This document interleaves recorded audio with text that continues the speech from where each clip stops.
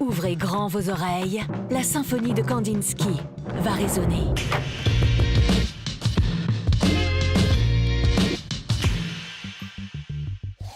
Nous sommes en 1912 et le peintre russe Vassili Kandinsky fait sa révolution artistique.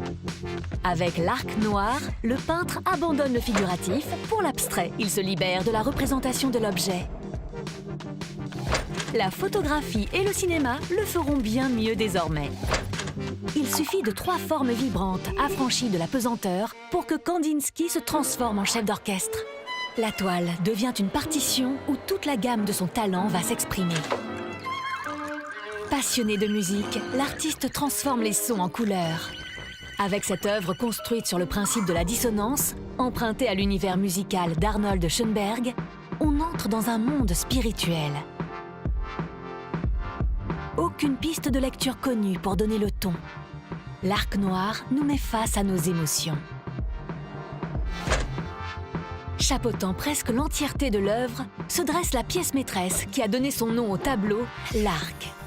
À la fois représentation du douga, harnachement en bois pour attelage de chevaux, arc guerrier auquel il manquerait ses flèches, ou baguette de chef d'orchestre, cette forme triangulaire organise le tableau en un mouvement circulaire.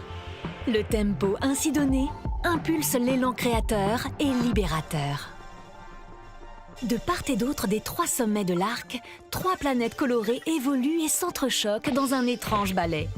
Se rencontrent-elles, s'éloignent-elles ou encore se repoussent-elles? La rouge éclatée bouscule la fuyante violette qui semble attirée par le calme de la figure bleue. Harmonie, disharmonie, les formes dansent sur une composition instrumentale savante. L'orchestre joue et Kandinsky en est le chef inspiré. Enfin, tout comme les symphonies se transforment et évoluent, l'artiste russe dépose sur la toile des traits noirs qui ressemblent à des partitions musicales. Soupir, croche, double croche, dièse et pause.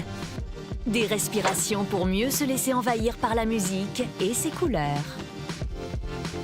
Cette œuvre fait appel à l'imagination et laisse à chacun le soin d'écouter sa propre musique. Car, comme le disait Vassili Kandinsky, l'art est le seul langage que l'âme peut entendre. Mais ça, c'est une autre histoire.